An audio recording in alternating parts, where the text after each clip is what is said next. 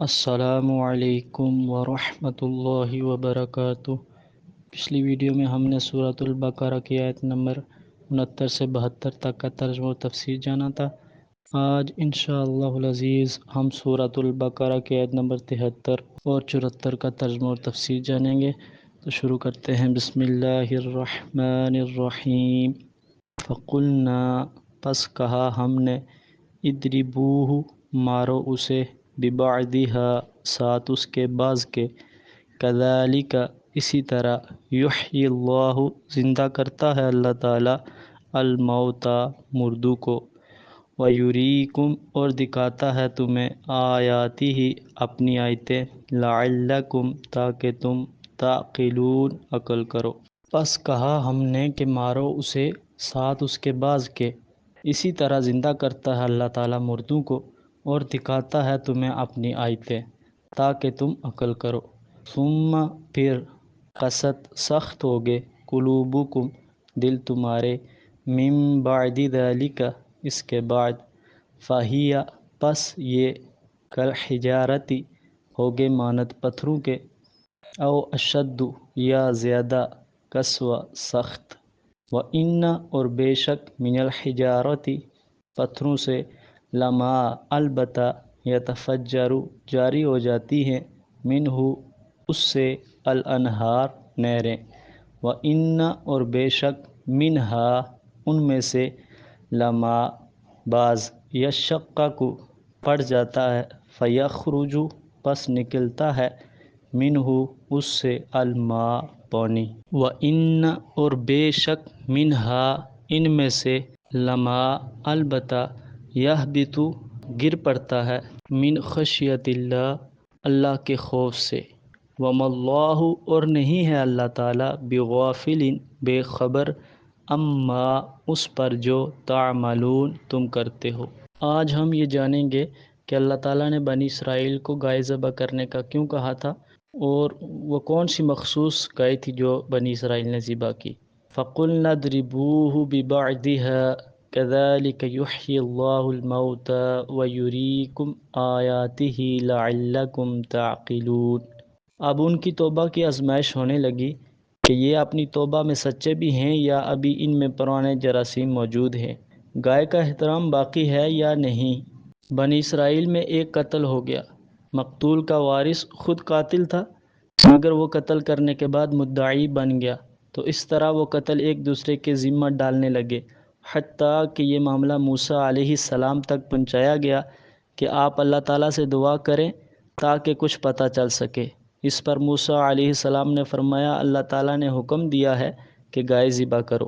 اور اس کے گوشت کا ایک ٹکڑا اس مقتول کو لگاؤ، تو وہ خود زندہ ہو کر قاتل کے متعلق بتائے گا۔ وہ کہنے لگے، اے موسیٰ، تو ہمارا مذاق اڑاتا ہے، ہم مصیبت میں پھنسے ہیں، اور تو اس طرح کی باتیں کرتا ہے۔ تو موسیٰ علیہ السلام نے فرمایا کہ میں اللہ کی پناہ مانگتا ہوں کہ میں جاہلوں سے ہوں۔ تو پتہ چلا کہ کسی کا مذاق اڑانا جہالت ہے۔ قرآن پاک میں سورۃ الحجر آیت نمبر 11 میں اللہ تعالیٰ نے ارشاد فرمایا ہے، وما، اور نہیں، یأتیہم، آیا ان کے پاس، من رسول، کوئی رسول، الا، مگر، کانو، تھے، بہی، اس کے ساتھ، یستہزئون، مذاق کرنے والے، اور نہیں آیا ان کے پاس کوئی رسول مگر تھے اس کے ساتھ مذاق کرنے والے۔ تو پتہ چلا کہ آپ علیہ السلام سے پہلے جتنے بھی نبی ہیں ان کے ساتھ جو جاہل لوگ تھے وہ مذاق کیا کرتے تھے۔ جب بنی اسرائیل کو ثابت ہو گیا کہ ایسا ہی کرنا پڑے گا تو ٹال مٹول کرنے لگے اور تفصیلات پوچھنے لگے۔ جس قدر وہ تفصیلات میں پڑھتے گئے اسی قدر پھنستے گئے، حتیٰ کہ ایک مخصوص گائے پر آ کر بات ختم ہوئی۔ اگر وہ پہلے ہی کوئی گائے ذبح کر دیتے تو معاملہ ختم ہو جاتا، مگر وہ ٹال مٹول کے چکر میں پھنستے گئے۔ آخر انہیں مخصوص رنگ اور خوبیوں والی گائے، جس کی تلاش میں وہ مجبوراً نکلے تھے، ایک یتیم بچے کی ملکیت میں ملی، جو اس کے باپ نے مرنے سے پہلے اللہ تعالیٰ کی حفاظت میں جنگل میں اس دعا کے ساتھ چھوڑی تھی کہ یا اللہ، جب میرا بیٹا بڑا ہو جائے تو اس گائے سے اسے فائدہ پہنچانا۔ اس گائے کا پتہ اس لڑکے کو اس کی ماں نے بتایا تھا کہ یہ وہ بچیا ہے جو اب بڑی ہو چکی ہے، اور اس میں یہ ساری خوبیاں پائی جاتی ہیں جن خوبیوں والی گائے انہیں درکار ہے، مگر ہم گائے کی قیمت ان سے یہ لیں گے کہ اس کی کھال میں ہمیں سکے اور سونا بھر کر دیں، کیونکہ ان خوبیوں والی اور کوئی گائے نہیں ہے، لہٰذا ہمیں وہ یہ قیمت دینے پر مجبور ہو جائیں گے۔ جب ان سے بات ہوئی تو وہ نہ چاہتے ہوئے بھی اس قیمت پر راضی ہو گئے، اور وہ گائے ذبح کر کے جس طرح حکم دیا گیا تھا انہوں نے ویسا ہی کیا۔ تو مقتول نے تھوڑی دیر کے لیے زندہ ہو کر بتا دیا کہ میرا قاتل میرا اپنا وارث ہی ہے جس نے جائیداد کی لالچ میں یہ کارروائی کی ہے۔ اس طرح گویا بیک کرشمہ دو کار ہوئے، یعنی ایک کرشمے کے ساتھ دو کام ہوئے، ایک یہ کہ قدرت کا ایک نشان انہیں دکھایا، اور دوسرا گائے کا تقدس اور اس کی معبودیت پر کاری ضرب لگی۔ ثم قست قلوبکم من بعد ذلك فهي كالحجارة او اشد قسوة وان من الحجارة لما يتفجر منه الانهار وان منها لما يشقق فيخرج منه الماء وان منها لما يهبط من خشية الله وما الله بغافل عما تعملون۔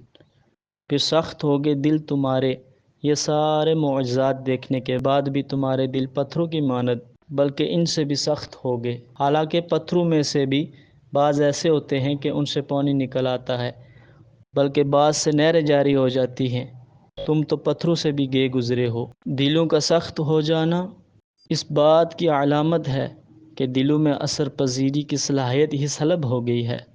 یہ انفرادی اور اجتماعی تباہ کن حالت ہے، حالانکہ پتھروں میں بھی خشیت الہی ہوتی ہے، وہ ذکر الہی بھی کرتے ہیں، جیسا کہ سورہ بنی اسرائیل آیت نمبر 44 میں اللہ تعالیٰ ارشاد فرماتا ہے، تسبحو تسبیحاں بیان کرتے ہیں، لہو اس کے لیے، السماوات السبع ساتوں آسمان، والارض اور زمین، وما فیہن اور جو کوئی ان میں ہے، وَإِن مِّن شَيْءٍ اور نہیں ہے کوئی چیز، الا مگر یسبح تسبیح بیان کرتی ہے، بحمدہ ساتھ اس کی تعریفوں کے، ولیکن اور لیکن لا نہیں، تفقہون سمجھتے تم، تسبیحہم ان کی تسبیح کو، انہو بے شک وہ